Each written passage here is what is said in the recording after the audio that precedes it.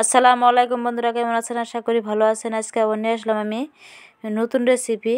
এখানে আমি বানাবো থুরের বড়া। দেখেন, এখানে আমি কুচি কুচি করে কেটে নিয়েছি। এখন আমি ধুয়ে নিচ্ছি সবগুলো ভালো করে ধুয়ে নিলে যাতে লেত্রাটা না থাকে, সে কারণে আমি ধুয়ে নিচ্ছি ভালো করে। ধোয়াটা হয়ে গেল, এখন আমি ভাপে চড়াই দিব। দেখেন, এখন আমি ভাপে চড়াই দিচ্ছি, দিয়ে দিচ্ছি কড়াইয়ের মধ্যে। এখন আমি দিয়ে দিব জল।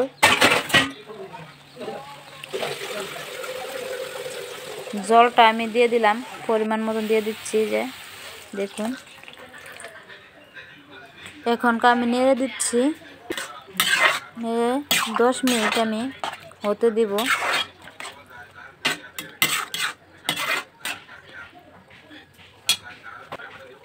দেখেন, আবার নেড়ে ছেড়ে দিচ্ছি।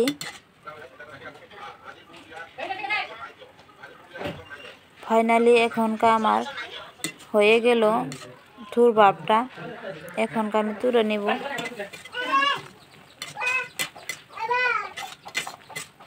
তুলে নিচ্ছি, এখন আমি সবগুলো তুলে নিব।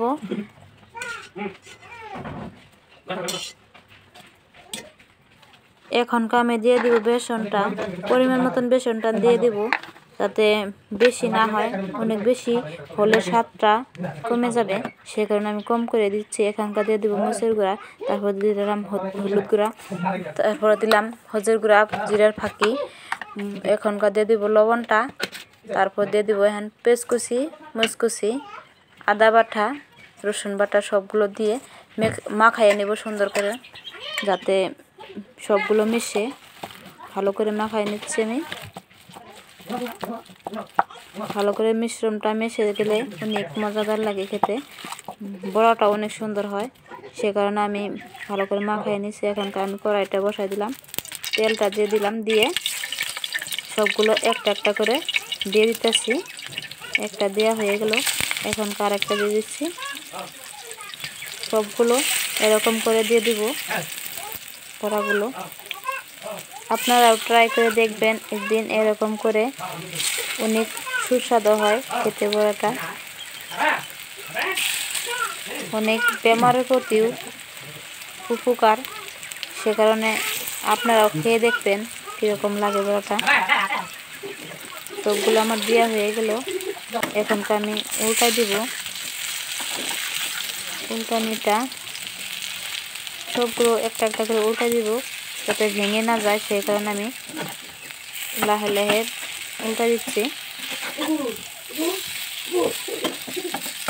দেখেন উল্টানিটা এখন আমার হয়ে গেল। দেখেন, আবার উল্টা দিচ্ছি সুন্দর করে, সবগুলো উল্টা দিচ্ছি।